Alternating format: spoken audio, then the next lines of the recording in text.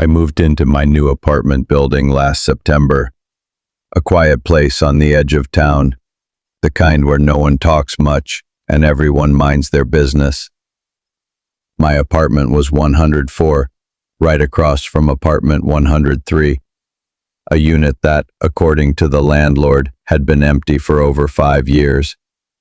But on my first night there, I heard movement from inside, a dragging sound, like someone was slowly pulling furniture across the floor. I told myself it was just my imagination. Old buildings make noises, right? But every night after that, I heard it again, dragging, soft thumps, sometimes whispering. So, one morning I asked the landlord, "Is someone finally moving into 103? He looked at me strangely. "No one's in there," he said. "No one's been in there for years. The door's sealed shut." I didn't sleep well that night. The noises were louder. I could hear breathing through the wall, deep, heavy breathing, like something was waiting, listening. Then the knocking started, 3 soft knocks, always at exactly 3:03 a.m. It became a ritual.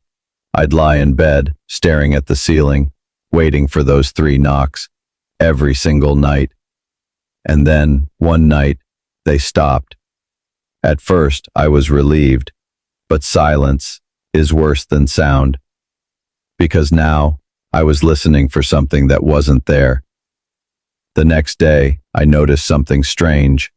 The peephole on my door, it was darker than usual, like someone was standing on the other side. I pressed my eye to the peephole. Nothing. I blinked, and there it was. A face, but not a normal one.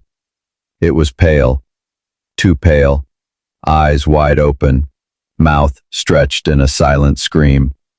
I stumbled back. When I looked again, it was gone. That night, I couldn't take it anymore. I had to know what was inside apartment 103. I grabbed a flashlight and a screwdriver. I crossed the hall and stood before the door. The number on it was worn off, like someone had scratched it away. I inserted the screwdriver into the door frame, pushed. The door creaked open. The air inside was stale, cold. The apartment looked abandoned. Dust covered everything, furniture covered in white sheets, like time had stopped inside. But in the center of the living room was a chair, facing the wall, and someone was sitting on it. I froze. My flashlight flickered. I whispered, "Hello." No answer. I stepped closer. The chair creaked. The figure didn't move. I walked around and finally saw the face. It was the same face I had seen through the peephole. Wide eyes, stretched mouth. Only now, it moved. The mouth opened, and it whispered,